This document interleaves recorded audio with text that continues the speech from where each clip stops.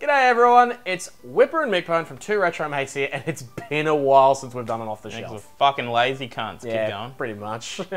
Now, we've got a few bangers here, and we've got a big backlog to get through, so you're hopefully going to see some more videos in the coming weeks of some bangers in the collection, and some not so bangers. So, should we just jump straight into this? We should jump straight into this one, Whipper-son. Alright. What have you got for us? Oh, wait, no, I'm starting you're this going time. first. You're going yes. first. Roll the Antique Roadshow music.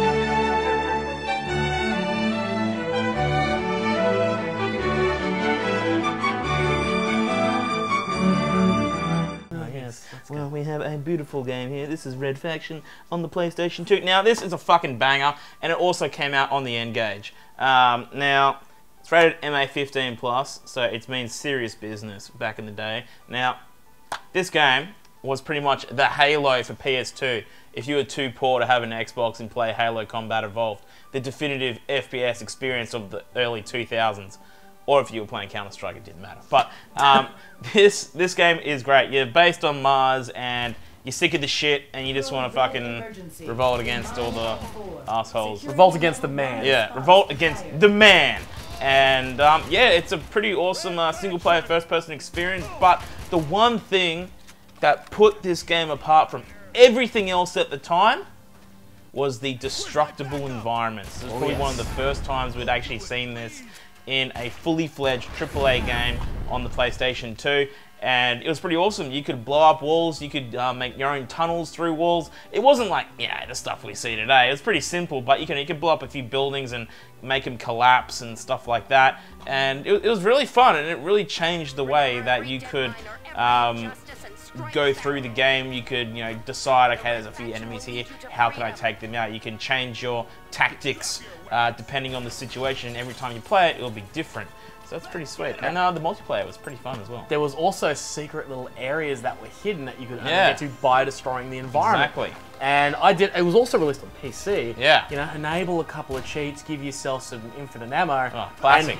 And you could practically just shoot your way through walls to get from one spot to another that you shouldn't have been able to get to in the first place. So, fucking sick. You could get a little creative if you got a little, special little cheats going on. Now, next? going from an absolute refined taste of gaming to this one, the sequel in the series, a fucking turd. Don't look at me!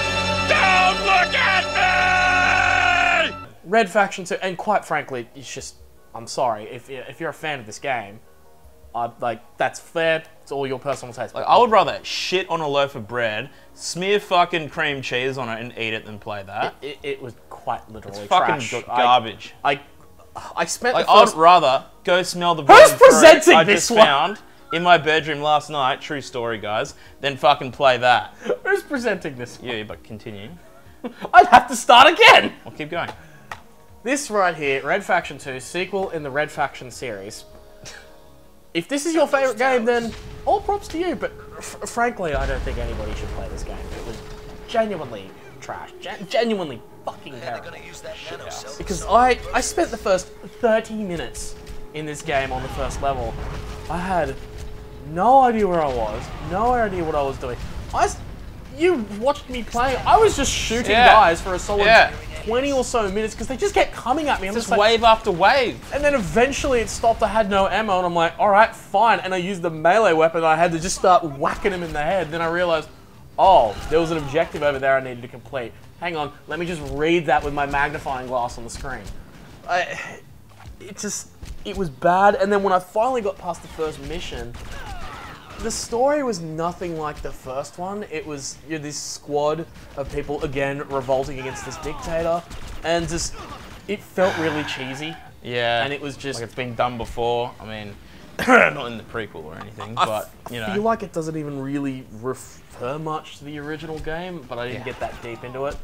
Honestly, I think we only have this in the collection to just try to complete a series. Pretty much. Like, I've got that, the first one and Gorilla somewhere. I'm not even gonna bother getting the 4th game because it's just the worst thing in the world. But I would rather destroy that game. And until what also I'd love to destroy humans. Oh, it's upside down. Destroy humans. This game is probably one of the most interesting games of the PS2 generation, and it's an open world, it's kind of semi-open world game, sandbox game, where you play as an alien crypto, and actually also just recently got a remake as well. And the idea is to pretty much destroy humans, anal probe them, test them, and find out what they're all doing in a 1950s America, I think it is. It's got a very 1950s America B-movie vibe. It does, yeah. So if you're a big fan of terrible B-movie quality looking stuff, then you're gonna be at home with this game. It's just straight fun. That's all it is. I mean, my favorite thing to play this back in the day was just fly around the saucer, blow shit up, you know, fucking just drop bombs on everything, and then fucking zap people and yeet people. You know, like across the map. It was so fun. It was awesome. Who doesn't want to commit absolute genocide of the human race? Yeah, me. Now, we lead into another one of that series. Destroy All Humans 2. Now, this takes you from the 50s to the 60s. Now, I remember playing this very vaguely as a child. Yeah. Because I went down to my local video store, hired it out because it was the only one there. I couldn't get the first one. Don't know why. And I'll say the words groovy, but practically the same game. They just decided to take it from America to London. Yeah, right. And it involves more things with like KGB and spies. And that's pretty cool. We haven't got a remaster of this yet. Maybe it might happen. I don't know. I genuinely do not know if this was just as popular as the original. Yeah, I didn't really hear much about Destroy Humans 2. By the time that game came out, I already moved on to like PC gaming and all that, and I wasn't really paying attention to consoles at the time. But I mean, I heard it wasn't as popular, but it wasn't shit. I had some fun with it. I had some fun. It wasn't too bad. It was a good little time waster. Pretty much. Oh, speaking of games that are not time wasters, Jak 3. Now, this game is fun. It's fun, but I also suck at it. And you'll see here in the footage that I struggled a lot and I died a lot. So, honestly, it's just one of those platformers just from back in the day where takes a little bit to get used to the controls. And look, I've actually never played the Jak and Daxter series. I really need to sit down and give them a go. You know, there's remakes, there's not remasters rather, and you know, I was a Ratchet and Clank, Spyro, Crash Bandicoot kid. I mean, there's no excuse why I haven't fucking played it yet, but you know, maybe I should. You know, guys, let us know in the comments below. Should I get on Jak and Daxter? You know, do you want me to stream it? Because you know, we might do that perhaps. But yeah, look, I mean, it's the 3rd game in the series. I don't really know much about the story. Do you know much about the story? I know a little bit about it, but I'll refer to that in the next one. Oh, okay. Coming up, it technically will spoil a lot for you. Oh shit. So I better not say anything too much. Oh fuck. But like Jak 3 of that trilogy was genuinely good. Yeah, I've heard good things about it, and I remember just seeing this in the store, and I was always intrigued by it. You know, I was a big Ratchet and Clank fan, and I was like, you know, this looks pretty sick, you know? Just looking at the box art, like, it looks, you know, badass, you know? Like, you're standing there, you got Daxter there, and, you know, like...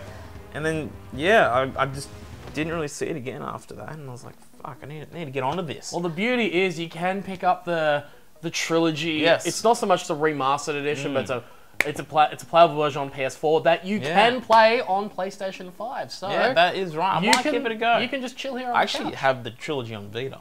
Well, there you go. So you got a couple give it a go on Vita. Apparently it runs like shit, but you know. But I have tried for the sake of science. Please, science. I've tried my trilogy on PS5 and at backwards compat, and it works fine. It works fine on PS4. So sick titties. Give it a go. Not bad. Fucking oath. All now, right, what's up next? Starting, if you're going to talk about Jak 3, we've got to go all the way back to the beginning. Yes. Jak 1. Jak and Daxter, the Precursor Legacy. Now, you asked, what is it about? Basically, it follows the adventures of our mute hero, Jak, and his furry little friend, Daxter. Yes. Basically, on the journey of, like, finding out about precursor technology and these orbs and all that. Right. All starts from here. So, I reckon... So, you definitely need to play this one first. And as you complete this one and move on, like, the story links together. So, I see. Right, okay. I didn't want to say too much about the third one. So Daxter is like Clank, but not a bitch. Yeah. He's actually a wise kraken. Wise Kraken. He looks like a weasel. He's actually called an otzel. An Otzel. Right, Yeah. okay. It's like a weasel and an otter put together. Righto, okay. But yeah, you actually see why Daxter can talk too. So Righto, okay. I'm curious. You gotta give it a go. like, got to give it to Naughty Dog because Naughty Dog was the developers of our generation because as we were kids we got Crash Bandicoot. Then we grew up and a bit older kids like starting to go into teens. Yeah. We got this, the Jack and Daxter. Exactly, yeah. And then as we grew older into adults, we got Uncharted, The Last of Us. Yeah. And I like to think that Naughty Dog, they grew up with the rest of their generation. Exactly. With us. They did. So they were like, I never thought of it like that, but people that we released these games for, they're now going to be this age. Yeah. What's that market like? well, that's right. I mean, I would love to see Naughty Dog go back to their classic platformer roots. I'd love to see them give a platformer a go again. But look, I mean, I know Crash Bandicoot and Spyro and all that are in the hands of others. And I mean, the Spyro remaster trilogy that came out, whoa, amazing. Same with the Crash Insane trilogy and the recent Crash Bandicoot 4. Pardon me. Platformers are making a boom. They're making a boom. They're making a comeback. And speaking of platformers, but this time, really shit platformers that should just be thrown off into a molten pit of lava. Oh my god, I can't believe I'm doing this. Spyro Hero's Tale. Oh, like, I have never been so disappointed in my life because I remember seeing this game on the store and I was so fucking keen to play it. I was like, yes! Finally, a Spyro game on the PS2 that doesn't suck. I'm looking at you, Legend of Spyro trilogy. Fucking trash! Oh! But no, I finally had a chance to play this the other day, and I was let down so badly. Oh my god. Like, it's nothing like the originals. The controls are fucked. Utterly fucked. Like, I'd fall through the map. It was buggy. You know, there were no worlds or anything like that. I was just collecting items for no fucking reason. Moneybags was still a leeching fucker. And look, I mean, like all the characters didn't sound the same, and I was just... He's hurt, people. He's hurt. I'm a big fan. But do you want to move on? Yeah, I'm not going to give this fucking piece of shit another second of my time. Well, what else have you got? Let's go from something that breaks your heart to something that makes you excited to play video games again. Oh, unless Ratchet you're playing and it on Clank the 2. backwards compatible PS3. Locked and loaded. That's right. I cannot remember what this game was in the NTSC, but here in PAL it was called Locked and Loaded. And when the Ratchet and Clank games got a sequel, they got really cheeky names. I did. Because I remember, I think it was Ratchet and Clank 3 Up Your Arsenal. Yeah, I love and I'm that. like, I like this. Yeah. Now, this a sequel to the original Ratchet and Clank game on PS2, which was a fantastic game, phenomenal game. This just made it even better because you got so many worlds and all these new gadgets. So good. Ratchet's now got this spacesuit that he wears and can upgrade over time. You go to a completely new galaxy, all these new worlds, gadgets, things going on, and the whole point is you're chasing after this thief that's stolen this little fuzzy thing from your new employer, and you gotta go try and capture it. Yeah. And it's just a rip-roaring top. I've replayed this game about 10 banger. times. Absolute banger. So good. Because I can sit down, I can play it, and I'm like, yep, sick, I'm having fun again. Doesn't matter how many times I've played it. Yeah. Unfortunately, the footage you'll see here when we did try to play it, ran like shit. Yeah, it ran like absolute arse on the backwards compatible PS3. Because for those who don't know, we actually use backwards compatible PS3 to get a lot of our PS2 footage. And yeah, the game just didn't handle well on it. Honestly, if we had a HDMI compatible PS2, probably would have been fine. But yeah, it just was very slow. So if you are looking to play this game in the modern day, do recommend getting the trilogy, which I think is on PSN for the PS4. PSN for the PS3. It is on the PS3, I know that. And you can get it physically on the PS3 as well as physically on the Vita. Yes. Otherwise, if you've still got your original copies, dig out your PS2 and go nuts. Where hopefully in the future going to be improving our setup for recording PS2 stuff later on. Hopefully, yeah. So, but no, fantastic game. Just don't try to play it on a PS3 backwards compatible. Yeah. Brilliant game. Yeah. All right. Speaking of brilliant games, Final Fantasy X. Legendary title. Legendary. Legendary. Legendary. Legendary. Now, I actually haven't played through Final Fantasy X or X-2, and they're on my list of games to play. So I don't know much about the story, and I know there's going to be lots of you guys watching this who have played the Final Fantasy X series. So feel free to tell me if it's good or if it's worth jumping into, because I know this has had remasters on like every fucking platform known to man. But pretty much it's the definitive game on the PS2 as far as Final Fantasy is concerned. I'm hoping Final Fantasy 16 is going to be the Final Fantasy X, but of the PS5. So This is also the game. really hoping. This is also the game that spawned that terrible Final Fantasy laughing. Oh my god. It was just so bad, so out of place. I'm like, Yeah. oh god. It's pretty good, honestly. But look, it's a classic JRPG experience and one not to miss. I can't tell you guys much about it because I honestly haven't played much of it. I've only played a bit of the opening sequence, and look, I like the fighting mechanics. They're pretty fun. I did prefer it over Final Fantasy 8 and 9, which I have played a little bit of, so I know that's probably blasphemy for some fans out there. But look, I mean, I'm a big Final Fantasy 7 fan, and I do like the fighting style in this. And I'll give you guys one little unpopular opinion: Final Fantasy 13 is a good game. Ooh.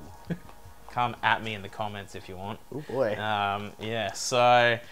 They're going to grab their torches and pitchforks yeah, now. come after me. Let's fucking go. But yeah, look, Final Fantasy X, if you know your Final Fantasy games, you're into them, definitely go check it out. It's certainly one not to miss. But if you want to go check it out, do recommend grabbing it on a newer console. It does have a remaster on the PS4, which will work on the PS5. Alright, well, if we're going from one title from Squaresoft, Square Enix, to another one, Star Ocean Till the End of Time. Now, again, I've never played a Star Ocean game. I have no idea about the plot other than humans go to space because Earth is, for obvious reasons, doomed, and then things happen.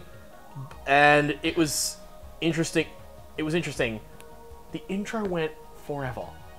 Yeah. It just kept going on and on And I'm just- and on and on. And by the time I was, like, in the game, I was asleep here on the lounge. And I like forever. JRPG. I like JRPGs. Like, Yeah. if you know my content, I'm all about that. But holy crap, I was asleep. It was only then until I found out later and looked into it. There was actually a skip button. I just didn't press a button to bring up the fucking prompt. But then when I had no idea about what the story was, and I'm in this hotel. I'm like, cool. What do I do? Yeah, what do you do? Fucking wander You'll around s- fucking ages. You'll see here in the footage. Oh my god. I'm just wandering around, going around the beach. Apparently get hit on by this chick, and then Yeah, she's dude, no this chick longer was into thirsty me. as fuck, and then you get cock-blocked by what? Was it your friend or your sister? Oh, your classic childhood friend. yeah, childhood friend cock-blocks you, and then you're like, oh bro, I can't get some sick pussy tonight. Like, damn. And then you go meet your family, and they're like, "Oh, you got to be nicer to her." And then you get this book that you know she wants. You got to hand it to her, but she's like, "No, I don't want to take it because out of pity." And you're like, "Fucking take the book, because I don't fucking want it." Yeah. Then you finally get to the combat. You actually get a Yeah. little combat tutorial, and the combat actually wasn't too bad. I didn't mind it. It was more action style, if I It was recall. an action-style combat system, like very similar to the Tales series, and it was actually pretty good. There was some hints of Final Fantasy, like stuff like MP, like HP, or stuff like that. Yeah. But the ability to like a free move, dodge, and all that was actually quite refreshing. So I thought, good. I like okay, that. I liked it. From the same guys that brought you Final Fantasy, but a few twists to make it stand on its own. So That's not bad. I like that. no, I reckon if I stuck with this a little longer and I didn't fall asleep with the intro, I reckon I would have actually genuinely enjoyed this game. I do want to get the original Star Oceans on the PS1, Yes. which are very hot to find. So Yes. I do want to pick those up. Yeah. So In terms of story, I have no idea if they stand on their own or if they are sequels to apparently each other. Star so- Ocean 2 is alright, I've been told. They Okay. did get remakes on the PSP. Okay. So, might be interesting. a way to play. If you played the original Star Oceans, guys, what are they like? Let us know in the comments below. Yeah, but decent little game. Just don't play it when you're tired. Oh yeah. Now we're moving on to some big boys next. These are some games which, let's just say, cost a pretty penny. First up, We're getting to the heavyweight section. Shin Megami Tensei Lucifer's Call. Now, I want to preface this really quickly. I could not record any footage for it because the game simply just wouldn't work on our PS3 for recording PS2 games. It just didn't work. Nothing came up. So, I think that's just a fault with the fact that PS3 only works with certain games. But from what I know about this game and the remake that's coming out next year, already out in Japan by the way, it's not like your Persona games. It's very dark, and I mean the fighting is kind of similar in a sense, but it's got a very similar fighting system. However, like you said, it's very dark. The game for the Shin Megami Tensei series is also famous for being ridiculously hard. Like, they take JRPG difficulty, dial it to 11, rip the dial off, and then just say that's the regular difficulty. Yeah, it's not easy. It's fucking tough. And look, I mean, it does feature the great meme we all know, Dante from the Devil May Cry series. And look, I mean, I really want to give this game a go. It's just a shame I can't because we don't have a PS2 handy with us right now. Yeah, so unfortunately we couldn't get any footage, but maybe also for the best because we also do want to try out the new HD remaster that's coming out. That's right, so I believe that's next year? I believe so, early next year. Somewhere around that time, early next year, so definitely stay tuned for the channel if you want to see some coverage of that. What have you got next? Well, a Shin Megami Tensei game we were able to capture footage of. Yes. Digital Devil Saga 2. Now, I probably committed one of the greatest sins and played this first because I haven't actually played Digital Devil Saga 1. So when I started this game, I had no clue where I was or what the hell was going on. Didn't matter because thankfully, because I played Personas and other games beforehand, I could kind of pick up on the combat pretty easily. According to my brother, who's actually playing this series at the moment, apparently the beginning of that game explains like everything that's meant to make sense in the first game. Excellent. Yeah. So play the first one. Don't do what I do. Yeah. Play the do first as one I say, first. not as I do. Yeah. Now, the combat was very, very Persona. There were even some Personas. I'm going to call them Personas. There were some Personas that I recognized straight away, as well as some of the moves. So I was like, okay, very clearly, like, the straight up inspiration for both are there. And because Persona went and split off into its own series, then this goes from there. But genuinely, I wanted to actually sit and play more of this. Yeah. I was getting into it. Yeah. And then I'm like, oh crap, I've got another pile of games to record. So I'm like, okay, I better stop. But in my first half hour, 40 minutes of this, I was actually hooked. Yeah. So I'm like, yep, I'm liking this. I really want to go back and play the first one now. Okay. So definitely recommend if you find Digital Devil Saga 1 and or 2. Yep. Get them. Get them, definitely. Now, this next one is not just any ordinary game. It is probably, at the moment, the most expensive game in our collection. I think it actually outclasses your Danganronpa V3 on It does outclass in Danganronpa cost alone. In cost alone, and probably in rarity as well. Now, this game did get a very limited release on the PS2 back in 2008 or 7. It was around that time. Yeah, around and it's from a series that, we're both big fans of, and you guys know. We're talking Persona 3, the original Persona 3, the Australian PAL version. Now, this just isn't any copy of regular copy of Persona 3. The Australian PAL version is probably one of the rarest copies of this game to find, and is one of the most expensive copies to obtain. The game had an extremely limited release here in Australia and in other PAL regions like the UK, but you can pick it up for like $20 in Japan or the US because it just got released so many over there. But it is what you would call the what would you call these? Call it a grail in your collection. It's a grail, but when it comes to Persona 3, Persona 4, Persona 5, instead of Fairs, Golden, and Royal, it's more the original experience of the game. Yeah. And you're with your mates. It's classic Shin Megami Tensei experience.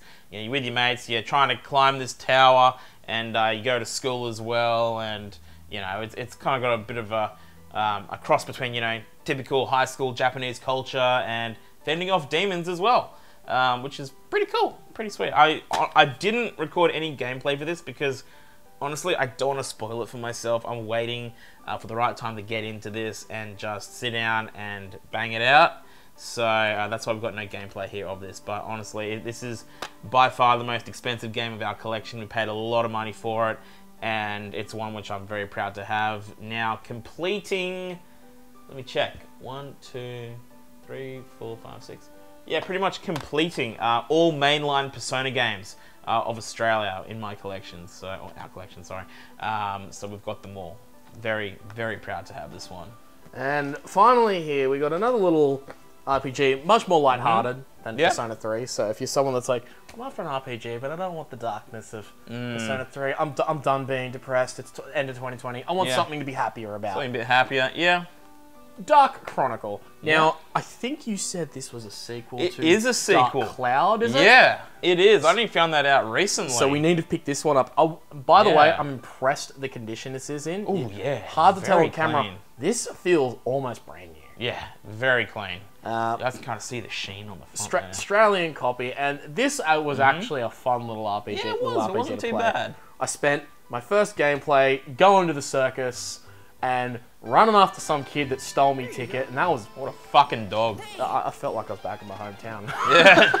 Like running after it, get my ticket back, and only to hand it back to him, and then he just goes and vanishes, and I get my ticket back anyway. I'm like, so what the hell was that all about? Then I'm being chased by this big mecha, and I'm jumping through a circus, running from these guys. Things go off pretty quickly. Yeah, right. Okay. But it was actually like a nice little fun thing to play, and you're equipped with a little fun romp. Yeah, a little fun romp. You actually get to customize the outfit of your character too, a little bit, which I thought was nice. Yeah. To whack people with your wrench, a la Ratchet and Clank style, but yeah, it was a fun little RPG. Cute little RPG. Yeah, very cute little RPG. Yeah. So, dig it. Definitely worth a try. And yeah, right. I was like, you know what? Lighthearted. And not everything needs to be dark, not everything needs to be depressing or edgy. Nothing wrong with a little fantasy romp. Fantasy romp? Yeah. A good time. A very good time. A very good time. Alrighty, okay.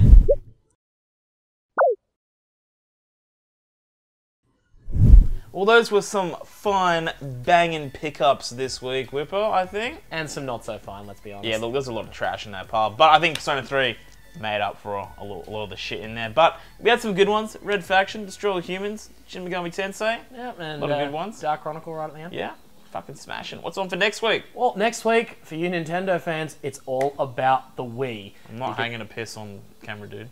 No, not that Wii. Oh, fuck. No, all about the Nintendo Wii. So all of you that are fans of that classic little white console, stick around for next week. Hang tight for that episode, because you're going to love it, because we have got a lot in it, and there's a big banger towards the end. There's some big bangers in that episode, guys, so make sure you're subscribed, smash the like button, fucking kill me! And set your punch the sub button! And set your ring the notification bell! To all. For all. Not personalised, for all. That's right, for all. Sorry, I'm getting too enthusiastic on the outro. And we'll see you all again in the next one. Catch you then. Bye.